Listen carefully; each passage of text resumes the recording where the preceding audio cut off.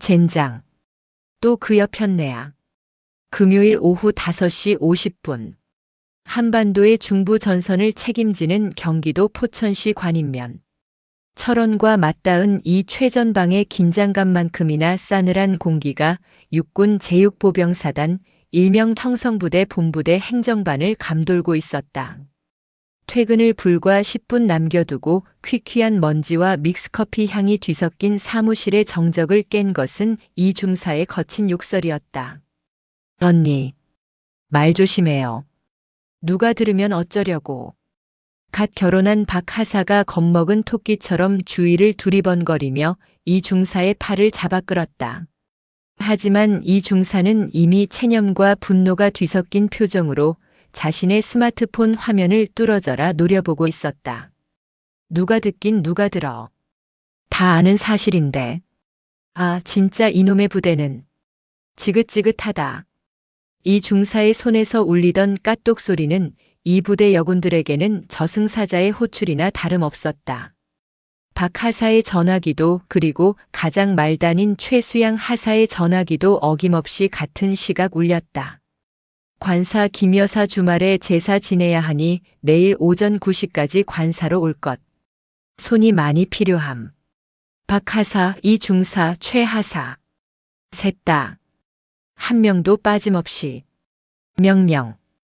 그것은 군의 공식적인 지휘 계통을 완벽하게 무시한 사단장의 아내 김 여사의 사적인 명령이었다.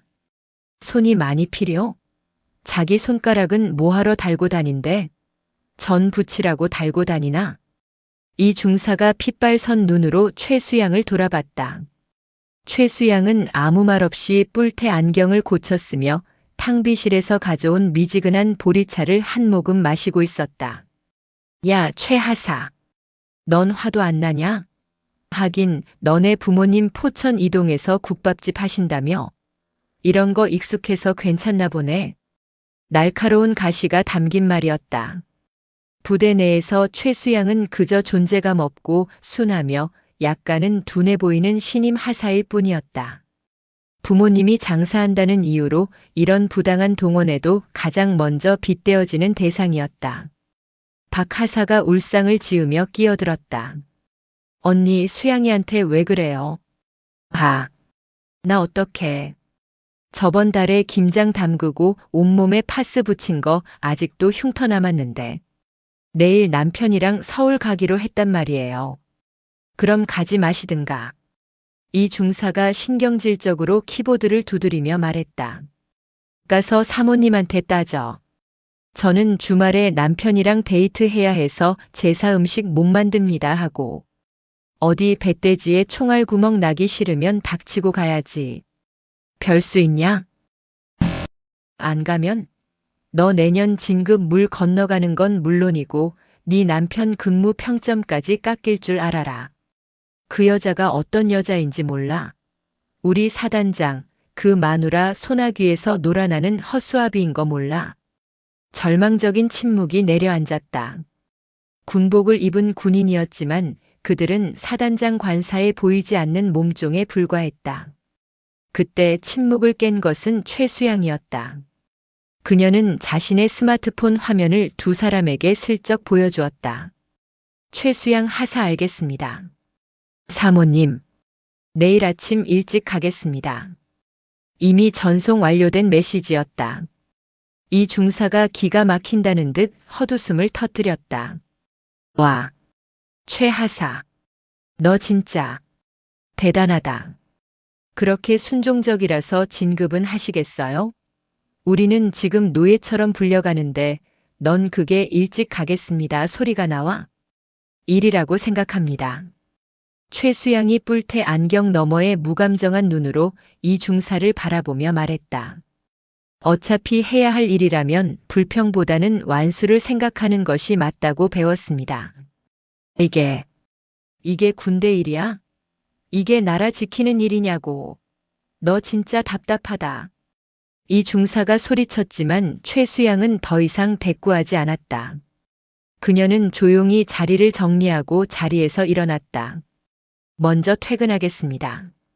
내일 관사에서 뵙겠습니다. 청성. 최수양이 육사단의 경례 구호인 청성을 붙여 로봇처럼 인사를 하고 행정반 문을 나섰다. 어우, 저 답답이. 저 융통성 없는 거. 저러니 국밥집이나. 이 중사의 뒷담화가 닫히는 문 너머로 희미하게 들려왔다. 사무실을 나선 최수양은 완전히 해가 저물기 시작한 부대 연병장을 가로질러 자신의 독신자 숙소 BOQ로 향했다.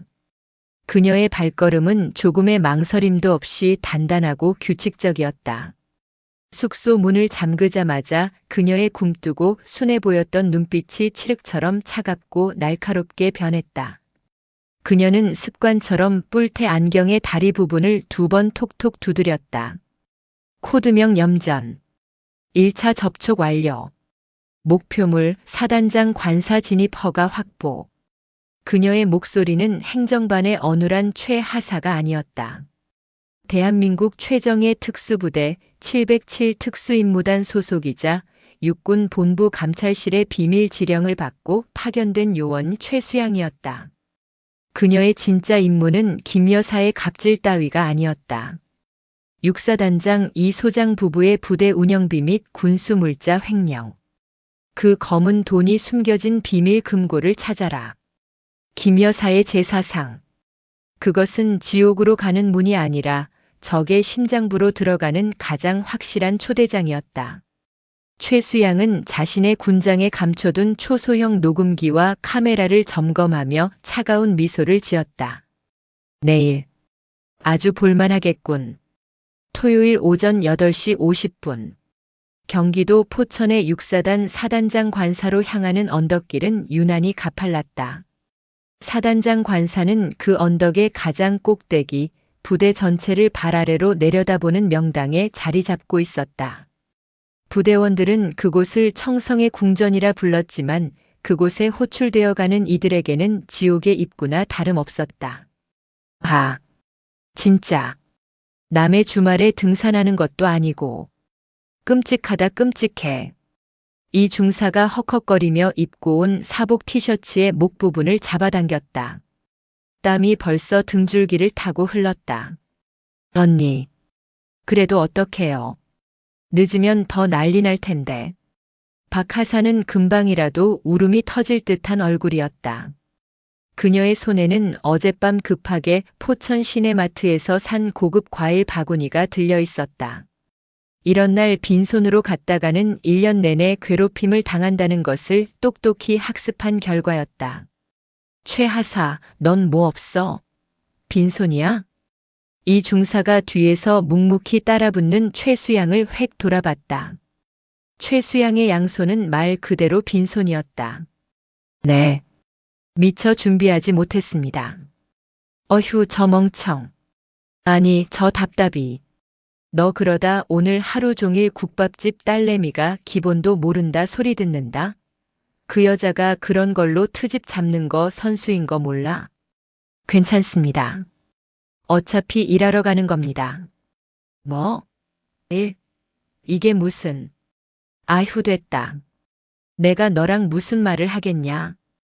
이 중사는 기가 막힌다는 듯 고개를 저어버렸다.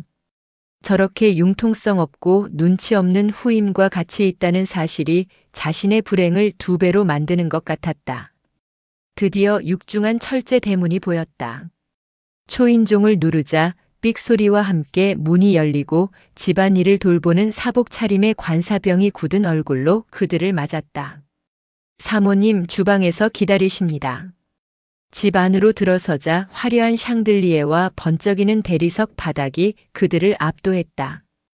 고급스러운 이탈리아제 가죽 소파에는 김 여사가 실크 가운을 입은 채 다리를 꼬고 앉아 아침 드라마를 보고 있었다. 어머, 왔니? 늦었네. 시계는 정확히 9시 정각을 가리키고 있었다. 죄송합니다, 사모님. 길이. 아니, 오르막이. 박 하사가 굽실거리며 과일 바구니를 내밀었다. 이게 뭐야? 응? 과일? 박 하사 센스 있네. 근데 너희들 손은 씻었어? 얼굴이 왜 이렇게들 시커매? 어디 숯가마라도 다녀왔니? 아닙니다. 됐고 빨리 주방으로 가. 재료는 산더미처럼 쌓여 있으니까. 오늘 우리 시댁 어른들 전부 오시는 날인 거 알지? 조상님이 노하시면 너희 남편, 너희 진급 다 막히는 거야. 알아들어? 그것은 저주이자 협박이었다. 주방은 전쟁터 그 자체였다.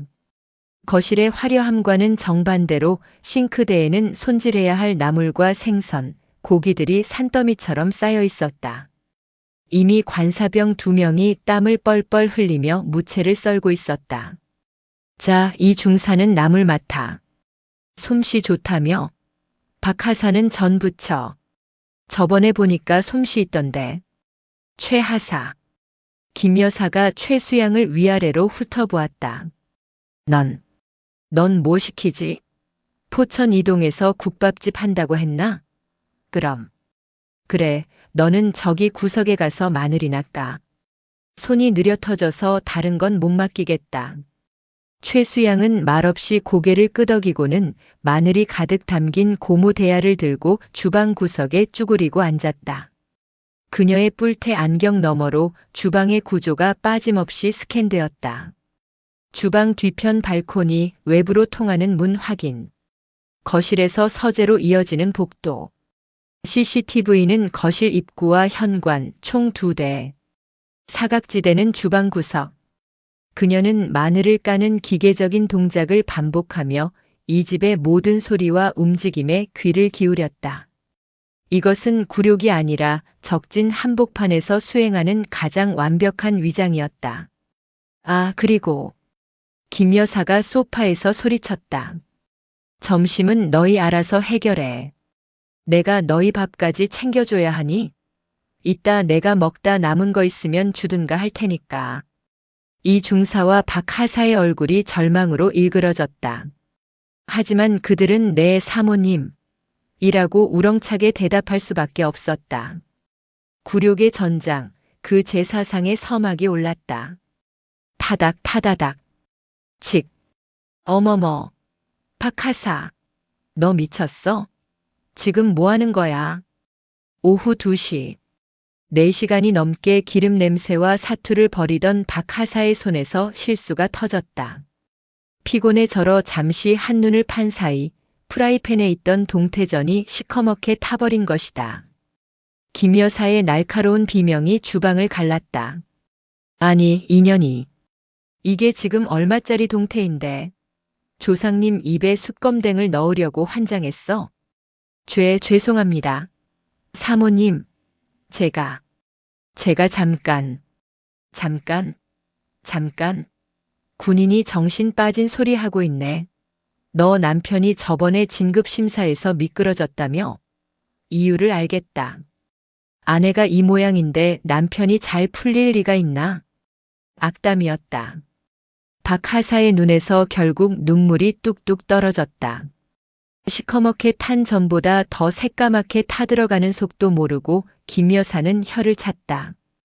어휴, 재수 없어. 울긴 왜 울어? 꼴 보기 싫게. 그때까지 구석에서 마늘 1접, 파 1단을 완벽하게 다듬어낸 최수양이 묵묵히 나무를 묻히고 있었다. 김 여사의 날카로운 시선이 이번에는 최수양에게로 향했다. 야, 최하사. 내 사모님. 너네 부모님 포천 이동에서 국밥집 하신다며? 최수양의 손이 순간 멈칫했다. 이 중사와 박하사도 숨을 죽였다. 근데 넌 왜 이 모양이야? 나물 하나 묻히는데 색깔이 왜 이래? 이게 지금 조상님 상에 올릴 고사리 색깔이야? 어디 죽은 사람한테 올리는 것도 아니고. 김 여사가 최수양이 묻히던 스테인리스 그릇을 거칠게 빼앗아 들었다. 이봐. 간은 봤어? 밍밍하잖아.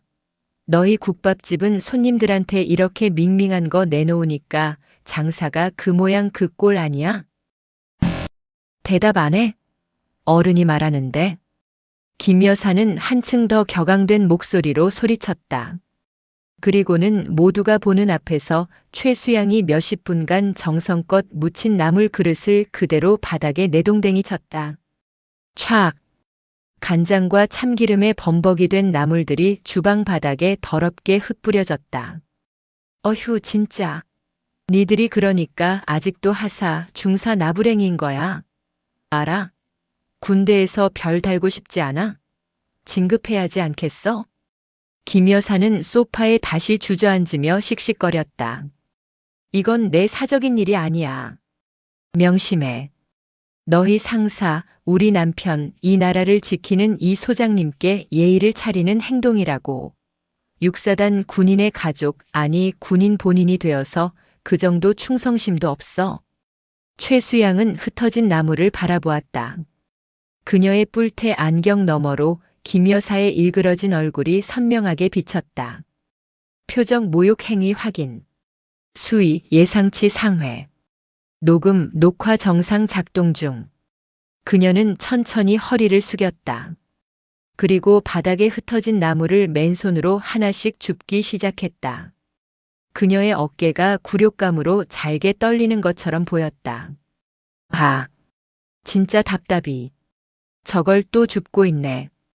이 중사가 혀를 차며 고개를 돌렸다. 최수양은 그 누구의 눈도 마주치지 않았다. 그녀의 손에 묻은 것은 나물이 아니라 이 부패한 관사에 썩어 문드러진 치부 그 자체였다. 오후 4시. 지옥 같던 제사 음식 준비가 막바지에 이르렀다. 기름때와 땀으로 범벅이 된 여군들은 넋이 나간 표정으로 마지막 그릇을 정리하고 있었다.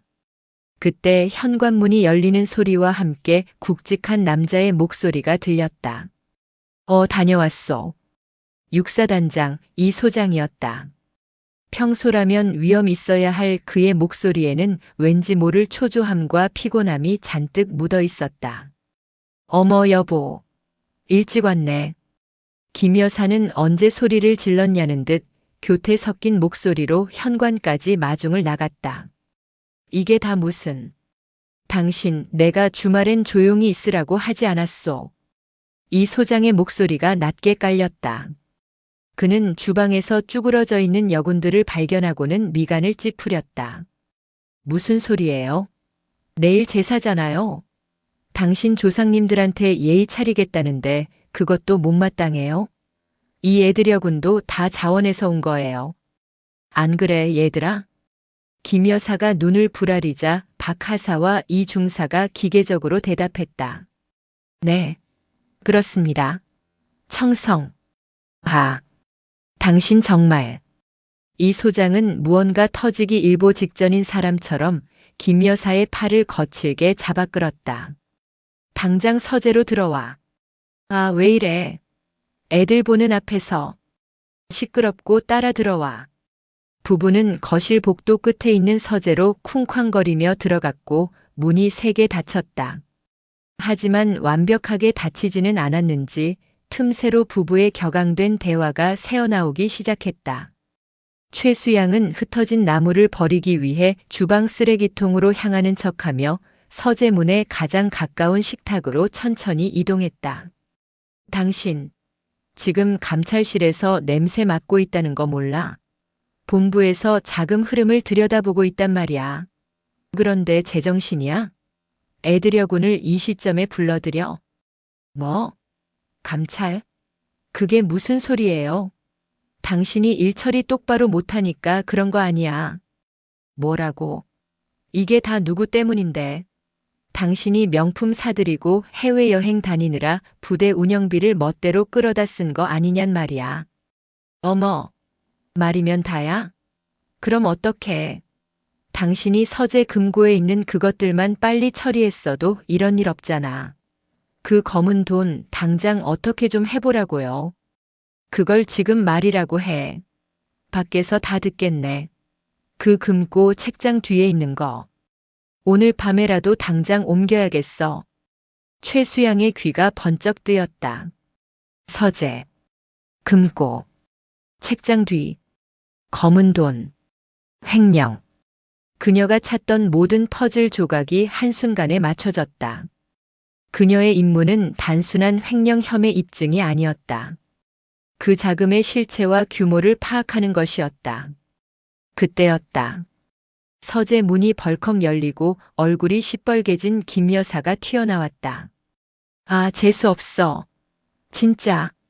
그녀는 식탁 근처에 어정쩡하게 서 있는 최수양을 발견하고는 히스테릭하게 소리쳤다. 너 거기서 뭐해? 엿들어? 저리 안 꺼져. 김 여사가 손을 들어 최수양의 뺨을 내리치려던 바로 그 순간이었다. 최수양은 그 손길을 피하지 않았다. 아니, 피할 필요가 없었다.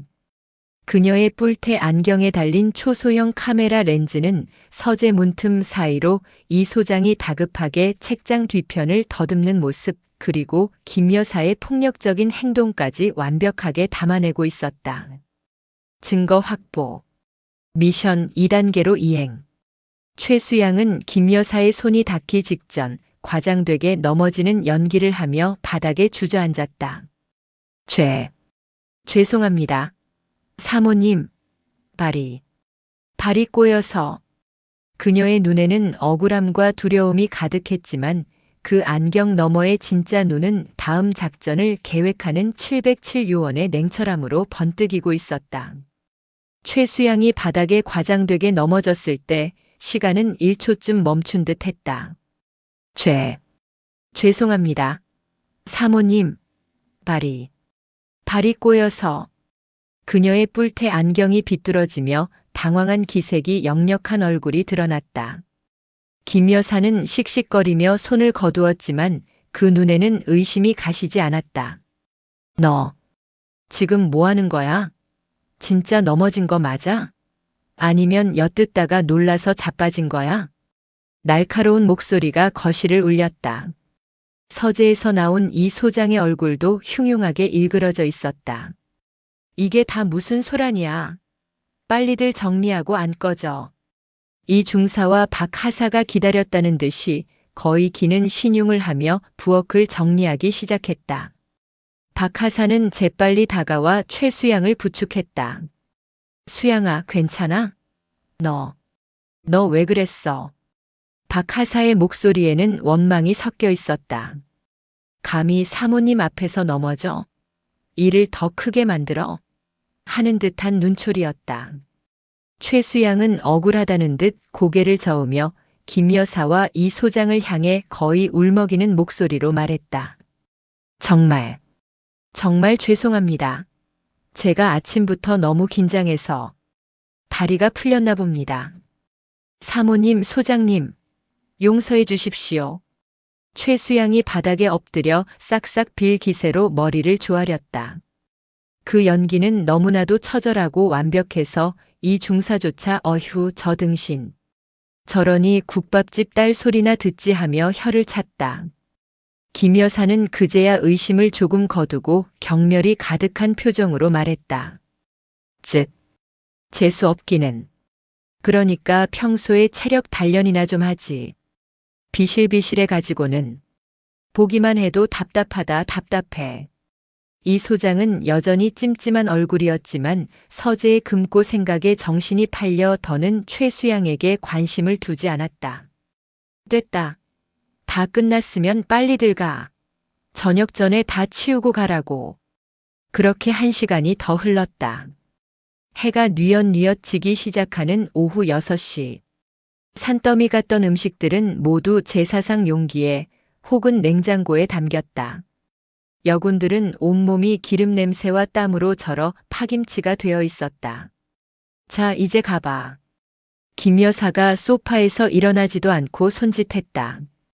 이 중사와 박 하사가 드디어 해방이라는 듯 황급히 인사를 하려던 찰나 김 여사가 주방으로 향했다.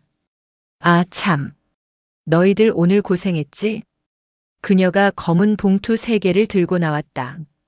이거라도 가져가서 저녁들 챙겨 먹어. 내가 특별히 챙겨주는 거야. 너희 육사단 부대 밥보다야 낫겠지. 박 하사가 감격한 듯 감사합니다, 사모님. 을 외치며 봉투를 받으려 했다. 하지만 이 중사의 눈이 먼저 봉투의 내용물을 확인했다. 그리고 그녀의 얼굴은 불그락푸르락해졌다. 봉투 안에 든 것은 오늘 음식을 만들며 잘라낸 나물 꼬다리와 시커멓게 타서 버리려던 동태전 조각 그리고 딱딱하게 마른 배추 겉잎 따위였다. 한마디로 음식물 쓰레기였다. 에이, 이게. 이 중사의 목소리가 떨렸다. 김 여사는 가장 재밌는 구경거리라도 본다는 듯이 깔깔 웃었다. 왜? 뭐가 문제야? 너희 포천 이동 그 국밥집 딸. 김 여사가 최수양을 턱짓으로 가리켰다. 너희 집에서는 이런 것도 귀하게 육수 낸다고 쓰지 않나? 요즘 물가도 비싼데 버리면 아깝잖아. 찌개라도 끓여 먹어. 모욕.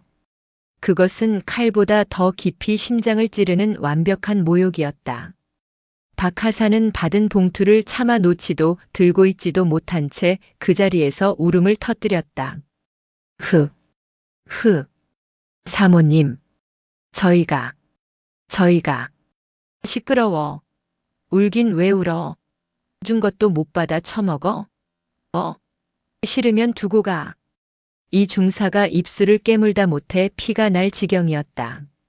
그녀가 봉투를 바닥에 내던지려던 순간 감사히 받겠습니다. 최수양이었다. 그녀는 덤덤한 표정으로 3개의 검은 봉투를 모두 받아들었다. 그리고 김 여사를 향해 꼿꼿이 고개를 숙였다. 오늘 귀한 경험하게 해주셔서 감사합니다. 사모님, 소장님, 뭐? 이 음식물 쓰레. 아니, 이 귀한 재료들은 저희가 잘 처리하겠습니다. 최수양의 목소리는 미세하게 떨렸지만 그 누구도 그 떨림의 의미를 알지 못했다. 저 미친년이. 김 여사가 무어라 더 소리치기 전에 최수양은 박하사와 이중사를 이끌고 관사 현관을 나섰다. 관사 언덕을 내려오는 3사람 사이에는 말이 없었다. 박하사의 흐느낌만이 저녁 공기를 갈랐다. 언덕 중턱에 이르렀을 때 이 중사가 버티고 섰다. 그리고는 최수양의 멱살을 잡을 듯이 달려들었다. 너 때문이야. 이 등신 같은 년. 내가 거기서 굽실거리지 않았으면, 내가 거기서 넘어지지만 않았으면, 내가 저 쓰레기를 받아들지만 않았어도. 이 중사는 분을 이기지 못하고 그 자리에 주저앉아 짐승처럼 울부짖었다. 우리가 왜 이런 취급을 받아야 해? 왜? 최수양은 말없이 손에 들린 검은 봉투를 내려다보았다. 봉투에서는 시큼한 음식물 쓰레기 냄새가 진동했다. 그녀는 자신의 숙소로 향하는 내내 이 중사의 절규와 박하사의 울음소리를 들었다.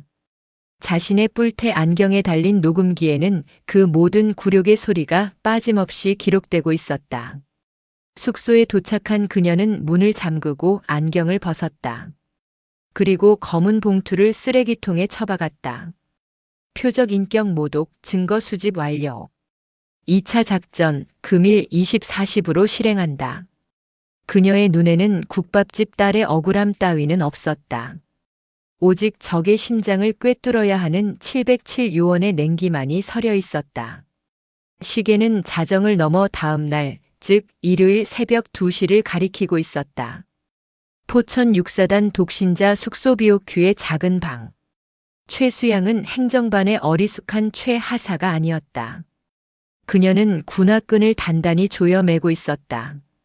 평범한 전투복이 아닌 전신을 감싸는 검은색 특수 침투복이었다. 그녀의 얼굴에는 위장 크림 대신 뿔테 안경이 아닌 특수 야간 투시경이 걸려 있었다. 그녀의 손에는 만년필처럼 보이는 도구가 들려 있었다. 하지만 뚜껑을 열자 그것은 유리를 자르거나 얇은 철사를 끊을 수 있는 707 특수 제작 만능툴이었다. 작전 시간 지금부터 90분. 목표 6사단 사단장 관사 서재. 금고 개방 및 증거물 촬영. 발각시 즉시 이탈. 최수양은 창문을 넘어 그림자처럼 숙소를 빠져나왔다. 사단장 관사는 부대에서도 가장 삼엄한 경비구역이었다.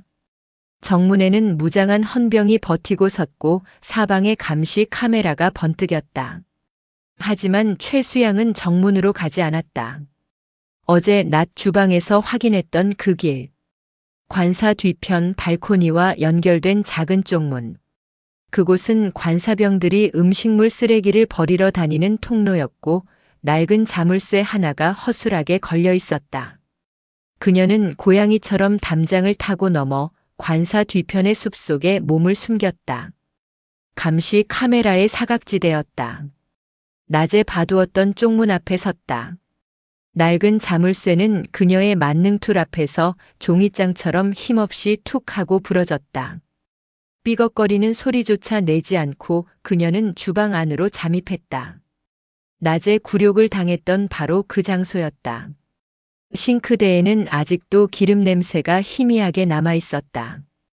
그녀는 조심스럽게 거실로 향했다. 거실의 CCTV는 현관과 거실 중앙을 비추고 있었다.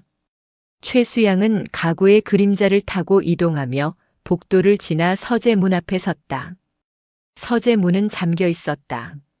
하지만 707의 요원에게 문 잠금 장치는 장애물이 되지 못했다. 그녀는 얇은 철사와 텐션 툴을 이용해 불과 10초 만에 찰칵하는 작은 소리와 함께 문을 열었다. 서재 안은 이 소장이 좋아하는 비싼 위스키와 낡은 책 냄새로 가득했다.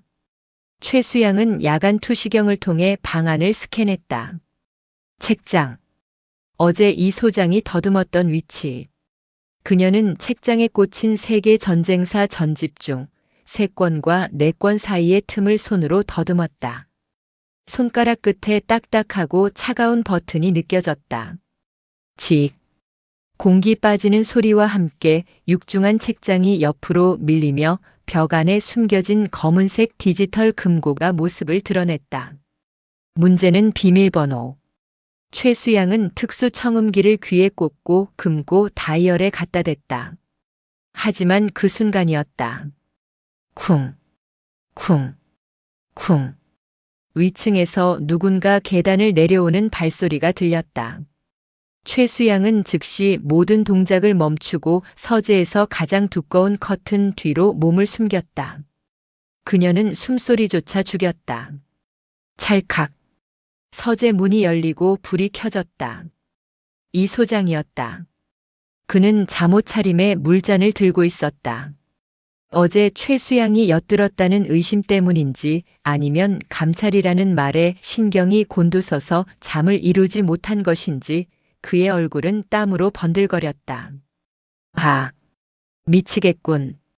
이 소장은 중얼거리며 서재 안을 둘러봤다. 그는 자신이 문을 잠갔다는 사실을 기억하지 못하는 듯 했다. 아니면 너무 초조해서 문이 열린 것조차 인지하지 못했다. 그는 곧장 금고가 숨겨진 책장으로 걸어왔다. 그 여편네 때문에. 내 인생이. 그는 익숙한 손놀림으로 버튼을 누르고 책장을 열었다. 그리고 디지털 금고의 비밀번호를 눌렀다. 삑, 삑, 삑, 삑, 띠리릭. 최수양은 커튼 틈 사이로 그 광경을 놓치지 않았다. 그녀의 특수 안경이 이 소장의 손가락이 누르는 번호와 열리는 금고의 내부를 남김없이 녹화하기 시작했다. 금고 문이 열렸다. 최수양은 숨을 삼켰다. 그 안에는 그녀가 상상했던 것 이상이 들어있었다. 5만 원권 현금 다발이 금고의 절반을 채우고 있었고 그 위로 극비 도장이 찍힌 붉은색 군사 서류 봉투들 그리고 수십 개의 USB와 함께 검은색의 두꺼운 장부가 여러 권 꽂혀 있었다. 이것만 없으면, 이것만 옮기면. 이 소장은 땀을 닦으며 장부 하나를 꺼내 펼쳐보았다. 청성부대 군납업체 비자금 내역. 그는 장부를 몇 장 넘겨보다가 괴로운 듯 머리를 감싸쥐었다. 내일 당장 이 서류들을 파기하고 돈은 옮겨야겠어. 그 포천 이동 국밥집 년. 그년 눈빛이 이상했어. 이 소장은 중얼거리며 금고 문을 닫았다. 책장을 다시 원위치시킨 그는 물잔을 챙겨 들고 서재를 나갔다. 불이 꺼지고 다시 문이 잠겼다. 커튼 뒤에 숨어있던 최수양이 천천히 모습을 드러냈다. 그녀는 더 이상 금고를 열 필요가 없었다. 비밀번호 확보. 금고 내부 증거물 촬영 완료. 표적의 자백 녹취 완료. 그녀는 자신이 들어왔던 흔적을 완벽하게 지우며 쥐새끼처럼 조용히 관사를 빠져나왔다. 동이 트기 시작하는 새벽. 숙소로 돌아온 최수양은 안경에서 마이크로 SD카드를 분리해 특수 암호화된 위성 전송기에 연결했다. 코드명 염전. 증거물 전송 완료. 본부 작전 실행 승인 요청. 이제 사냥의 시간이 다가오고 있었다. 월요일 오전 9시. 육사단 본부대 행정반은 주말에 폭풍이 휩쓸고 간 듯 무거운 침묵에 잠겨 있었다. 이 중사와 박하사는 눈이 퀭한 채로 모니터만 바라보고 있었다. 두 사람은 주말 내내 서로에게 그리고 최수양에게 온갖 욕설을 퍼부었다. 특히 최수양이 마지막에 감사히 받겠다며 음식물 쓰레기를 받아든 그 순간을 떠올리면 치욕으로 몸서리가 쳐졌다. 최수양은 평소와 다름없이 뿔테 안경을 쓰고 탕비실에서 믹스커피를 타고 있었다. 야! 이 중사가 차가운 목소리로 최수양을 불렀다. 너, 어제 그거 왜 받은 거야? 버리면 환경 오염이니까 분리수거라도 하려고 했습니다. 뭐? 이 미친. 너 지금 장난해. 이 중사가 벌떡 일어나 최수양의 멱살이라도 잡을 기세로 다가왔다. 너 때문에 우리가 그 쓰레기 봉투 들고 내려오면서 얼마나 비참했는지 알아. 너 같은 등신 때문에. 죄송합니다. 죄송하면 다야. 그때 행정반의 내부 전화기가 날카롭게 울렸다. 이 중사가 신경질적으로 수화기를 들었다. 본부대 행정반 이 중사입니다. 청성. 수화기 너머로 짧은 명령이 떨어졌다. 이 중사의 얼굴이 하얗게 질리기 시작했다. 네. 지금. 당장 말입니까? 셋 다 말입니까? 알겠습니다. 청성. 수화기를 내려놓은 이 중사의 손이 덜덜 떨리고 있었다. 왜요, 언니? 무슨 일이에요? 박하사가 겁에 질려 물었다. 사단장실 호출이야. 우리 셋. 지금 당장. 사단장실이요? 왜요? 김 여사가 우리 고발한 거 아니에요? 최하사 너. 내가 어제 엿들으려고 한 거 그거 때문에. 박하사가 모든 원망을 최수양에게 쏟아냈다. 최수양은 말없이 자신의 뿔테 안경을 고쳐 썼다. 가보면 알게 될 겁니다. 육사단 사령부 사단장실로 향하는 복도는 지옥으로 가는 길처럼 길고 어두웠다. 육중한 사단장실 문이 열렸다. 가장 먼저 보인 것은 사단장 이 소장의 싸늘한 얼굴이었다.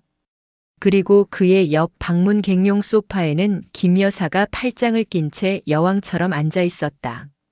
그녀는 세 사람을 보자마자 비웃음을 흘렸다. 어머 오셨네. 우리 염전 노예들. 여보 그만해. 이 소장이 김 여사를 제지했지만 그의 눈 역시 세 사람을 향한 경멸로 가득 차 있었다. 자네들. 주말에 관사에서 있었던 일 말인데. 여보, 내가 말할게. 김 여사가 이 소장의 말을 끊고 일어섰다.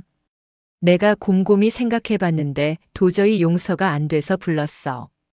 특히 너. 김 여사의 손가락이 정확히 최수양을 가리켰다. 최하사. 너 어제 일부러 넘어진 거지. 우리 서재에서 하는 얘기 엿들으려고 한 거지. 안 그래? 이 중사와 박하사의 얼굴이 사색이 되었다. 아, 이젠 다 끝이다. 쟤 때문에 우리까지 다 징계받겠다. 이 소장이 헛기침을 하며 거들었다. 최하사. 군인이 상관의 기밀을 엿듣는 것은 군법 회의 감인 거 알고 있나? 자네가 어제 서재 앞에서 보인 행동은 명백한 이적 행위. 이적 행위라니요. 그때까지 침묵하던 최수양이 입을 열었다. 사단장님. 제가 엿들은 것은 군사 기밀이 아니라 범죄 모의였습니다만. 뭐라고? 이 소장의 눈이 커졌다. 김 여사도 기가 막힌다는 듯 웃었다. 저게 진짜 미쳤나? 포천 이동에서 국밥 말아먹다 말고 군대 오더니 배는 게 없어. 여보, 당장 전현 헌병대에 넘겨요. 최수양이 천천히 이 소장에게로 걸어갔다. 그녀는 자신의 뿔테 안경을 벗었다. 육군 본부 감찰실 소속.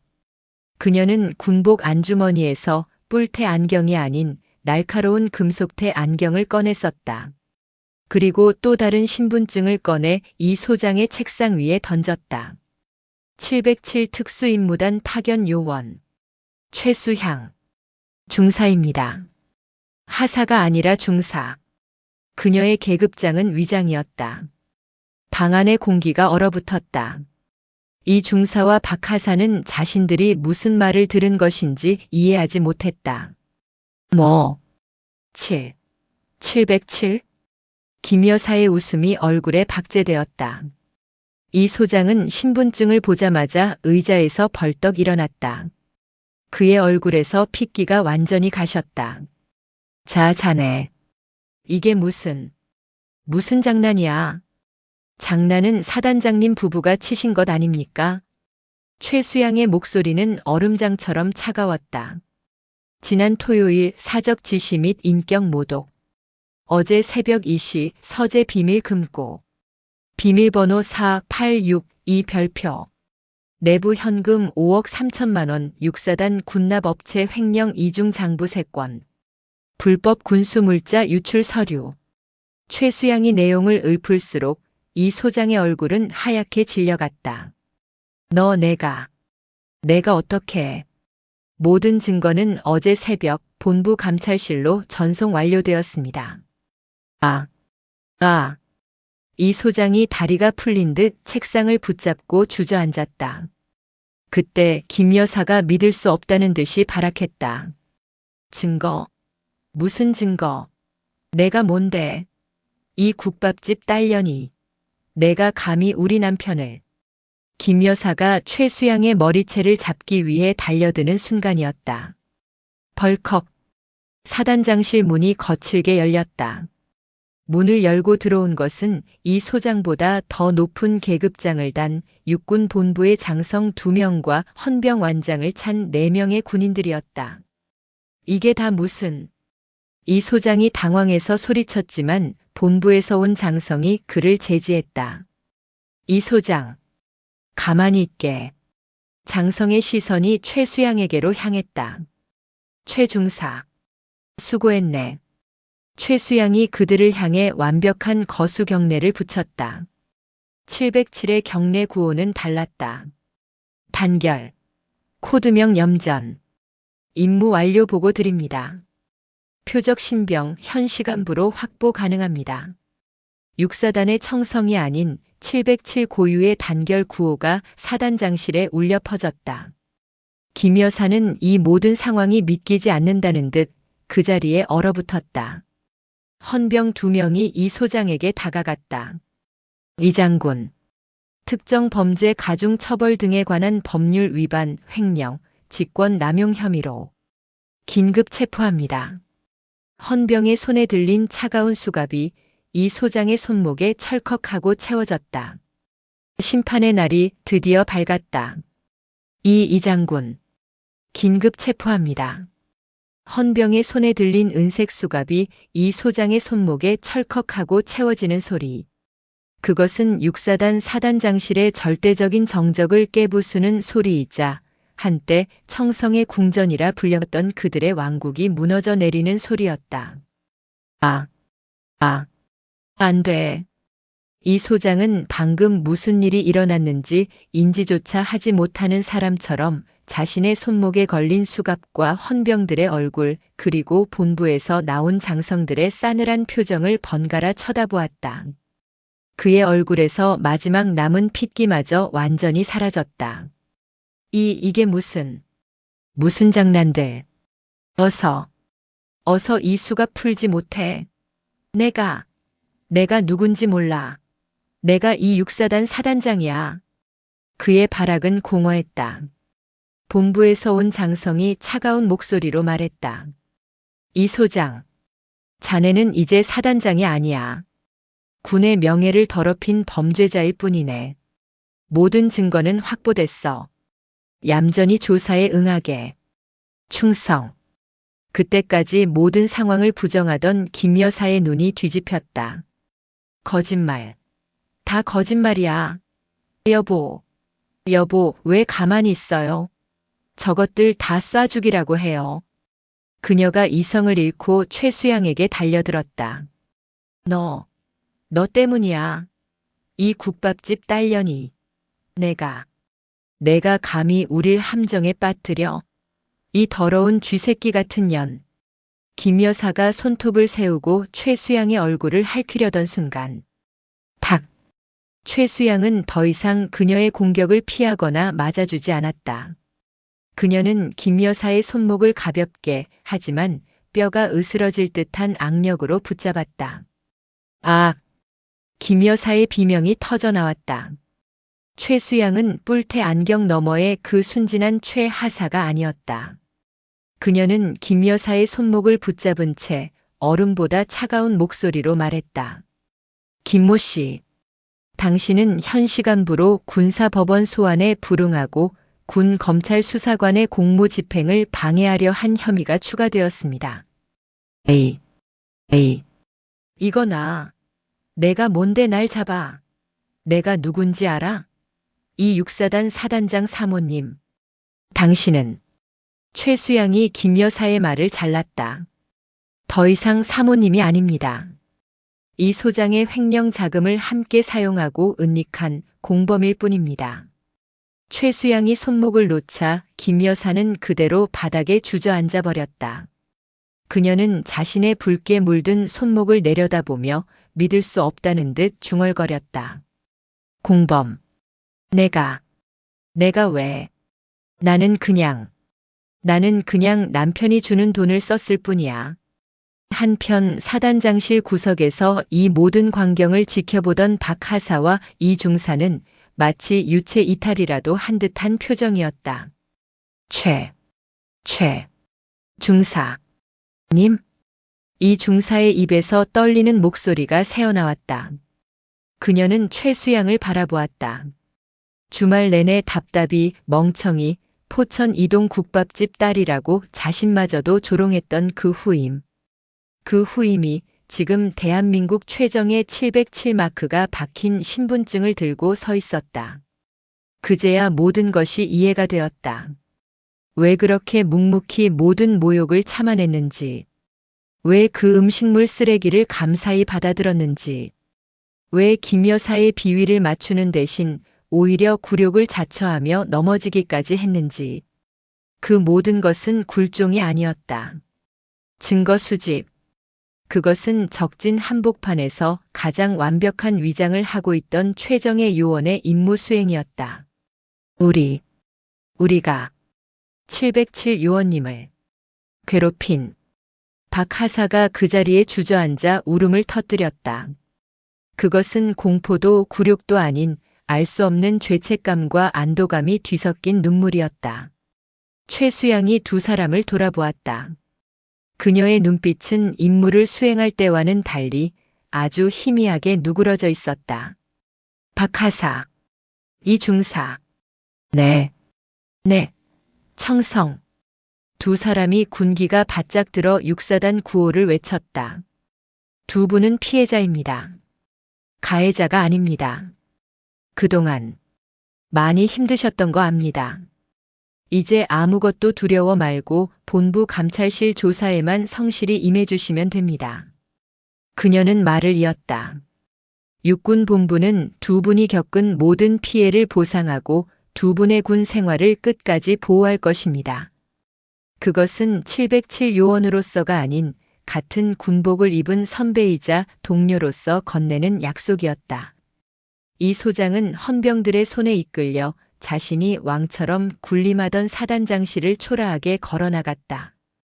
복도에 있던 모든 육사단 부대원의 충격받은 시선이 그의 등 뒤에 수치스럽게 내리꽂혔다. 김 여사는 실성한 사람처럼 바닥에 주저앉아 울부짖었다. 안 돼. 내 가방. 내 보석. 내 궁전. 그녀의 마지막 발악은 정의의 심판을 알리는 거대한 종소리 앞에 묻혀버렸다. 사건은 포천의 육사단을 넘어 대한민국 전체를 뒤흔들었다. 육군 본부는 이례적으로 신속하게 수사 결과를 발표했다. 마치 썩은 부위를 도려내지 못해 안달이 난 사람처럼 모든 것을 백일하에 공개했다. 단독 현직 투스타 육사단장, 군납 비리 횡령 혐의로 긴급 체포. 충격 사단장 아내 김 여사, 여군 부사관들 제사 노예로 부려. 분노 국밥집 딸년 모욕. 음식물 쓰레기 봉투 건네며 인격 살해. 언론은 기다렸다는 듯이 이 소장 부부의 추악한 민낯을 연일 대서특필했다. 특히 국민들의 공분을 산 것은 최수양 중사가 위장 잠입 중에 녹화하고 녹음했던 음식물 쓰레기 봉투 사건과 국밥집 딸 모욕이었다. 어떻게 나라를 지키는 여군들에게 조상제사에 쓸전을 붙이게 하고 그 대가로 음식물 쓰레기를 줄 수 있단 말입니까? 자신의 남편이 육사단장이면 부하 여군들은 노예입니까? 포천 이동에서 국밥집 딸이면 나물도 못 무칩니까? 그 오만함의 끝은 어디입니까? 인터넷은 김 여사를 향한 분노로 들끓었다. 그녀가 그동안 사치스럽게 사용했던 법인 카드 내역, 부대 운영비로 사들인 명품 가방과 보석들이 낱낱이 공개되었다. 포천의 청성 궁전이라 불렸던 사단장 관사는 부패의 소굴로 전락했다. 이 소장의 혐의는 꼬리에 꼬리를 물고 터져나왔다. 서재 금고에서 나온 청성부대 군납업체 비자금 내역 장부는 그야말로 판도라의 상자였다. 그는 단순히 부대 운영비를 횡령한 것이 아니었다. 군납업체들과 결탁하여 불량 군수 물품이 납품되는 것을 눈감아주는 대가로 거액의 검은 돈을 받아 챙겼다. 심지어 금고에 있던 극비 서류는 다음 분기 군사시설 입찰 정보를 민간 업체에 팔아넘기려던 매국의 증거였다. 만약 최수양 중사가 그 금고를 찾아내지 못했다면 이 소장은 단순 횡령이 아닌 국가 안보를 팔아먹은 역적으로 기록될 뻔했다. 군 검찰의 조사는 혹독했다. 김 여사는 처음에는 나는 몰라요. 남편이 다 했어요. 라며 혐의를 부인했다. 하지만 최수양이 제출한 서재 앞 대화 녹취록이 결정타가 되었다. 그럼 어떡해? 당신이 서재 금고에 있는 그것들만 빨리 처리했어도. 그녀는 모든 범죄 사실을 알고 있었으며 심지어 증거 인멸을 종용하기까지 한 완벽한 공범이었다. 구치소에 수감된 그녀는 실크 가운 대신 수의를 입고 화려한 보석 대신 차가운 수갑을 차게 되었다. 매일 제공되는 구치소의 밥을 보며 그녀는 자신이 여군들에게 던져주었던 그 음식물 쓰레기를 떠올렸을까. 한편 이 중사와 박 하사는 육군 본부 감찰실에서 조사를 받았다. 처음에는 보복이 두려워 입을 열기 주저했지만 그들 앞에 나타난 것은 최 하사가 아닌 707 정복을 완벽하게 차려입은 최수양 중사였다.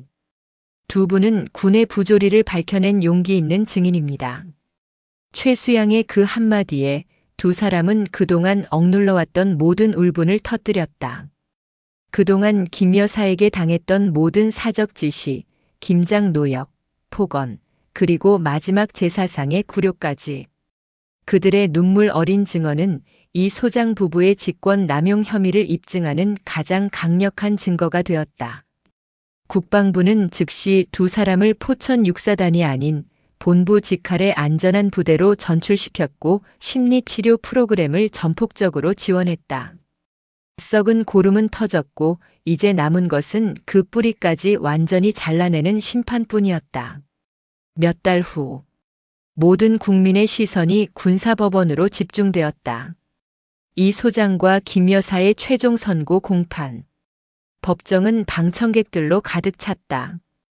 이 소장은 모든 것을 포기한 듯 늙고 초라한 모습으로 김 여사는 여전히 현실을 받아들이지 못하는 듯 도끼 어린 눈으로 재판장을 노려보고 있었다. 재판장이 무겁게 입을 열었다. 피고인 이모 씨. 피고인은 육사단 지휘관으로서 부하들의 피와 땀으로 이루어진 국방 예산을 사적으로 횡령하고 군납 비리를 저질러 국가 안보에 심각한 위협을 초래하였으며 판사는 이 소장의 죄목을 하나하나 읊었다. 횡령, 뇌물수수, 직권남용, 군사기밀 유출 미수. 이에 재판부는 피고인에게 징역 30년을 선고한다. 또한 피고인의 모든 군인 연금을 박탈하고 불명예 강제 전역을 명한다. 징역 30년. 이 소장의 어깨가 완전히 무너져 내렸다. 그는 청성부대의 별 2개 영광이 아닌 죄수 번호가 찍힌 치욕을 안고 남은 평생을 감옥에서 썩게 되었다. 다음은 김 여사였다. 피고인 김모 씨.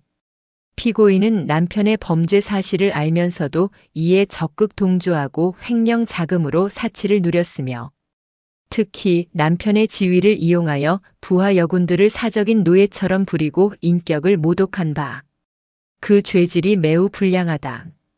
판사는 최수양이 제출한 녹음 파일을 증거로 들며 포천 이동 국밥집 딸 발언과 음식물 쓰레기 사건을 직접 언급했다.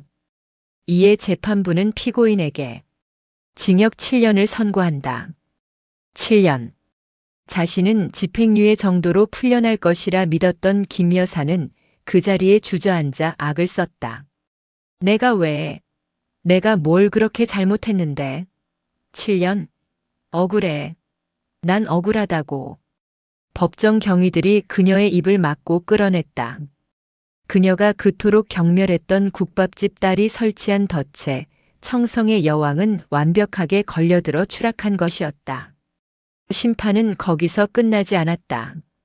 박 하사와 이 중사를 비롯한 피해 여군들은 군 인권센터와 법무법인의 도움을 받아 이 소장 부부를 상대로 민사상 손해배상 청구 소송을 제기했다. 법원은 국가를 상대로 한 불법 행위 및 인격 모독을 인정, 이 소장 부부의 불법 취득 재산 명품 가방 구구석, 부동산 등을 모두 압류 및 경매 처분하여 피해자들에게 정신적 피해보상금 전액을 지급하라고 판결했다. 뉴스는 갑질 부부의 몰락을 대대적으로 보도했다. 그들이 살던 청성의 궁전은 압류 딱지가 붙었고 김 여사가 아끼던 명품 가방들은 경매장에서 헐값에 팔려나갔다. 그 돈은 고스란히 박 하사와 이 중사를 포함한 피해자들의 통장으로 입금되었다. 완벽한 인과응보, 완벽한 사필 규정이었다. 그리고 다시 현재. 포천이 아닌 707 특수임무단이 위치한 경기도 이천의 모처. 쾅, 콱쾅. 실제 건물을 폭파하는 듯한 대테러 훈련이 한창이다. 칠흑 같은 어둠 속 한 명의 그림자가 헬기에서 로프 하나의 의지에 순식간에 건물 옥상으로 잠입했다. 모든 훈련이 끝나고 조명이 켜졌다. 땀으로 범벅이 되었지만 그 눈빛만은 얼음처럼 차가운 사람. 최수양 중사였다. 그녀가 헬멧을 벗자 한쪽 귀에 꽂힌 뿔테 안경 모양의 통신 장비가 눈에 띄었다. 최 중사. 수고했어. 상관이 다가와 차가운 생수 한 병과 새로운 파일을 건넸다. 포천 육사단 거는 아주 깔끔했어. 언론에서 국밥집의 딸 부패한 별을 잡다라고 하던데. 마음에 드나? 최수양이 생수를 한 모금 들이켜며 희미하게 웃었다. 저희 부모님 포천 이동에서 국밥집 안 하십니다. 평범한 교사셨습니다. 하긴. 그래야 위장이 완벽하지. 자, 이건 다음 임무다. 상관이 건넨 파일의 표지에는 코드명 백골이라는 글자가 적혀 있었다. 이번엔 좀 더 깊숙이 들어가야 해. 냄새가 아주 고약하거든. 최수양은 땀을 닦아내고 파일을 받아들었다. 그녀의 눈은 이미 다음 적을 향하고 있었다. 부패한 군인이 있는 곳, 부조리가 숨쉬는 곳이라면 어디든. 707의 그림자는 그들의 심장을 꿰뚫기 위해 존재했다. 최수양 중사의 새로운 임무가 다시 조용히 시작되고 있었다.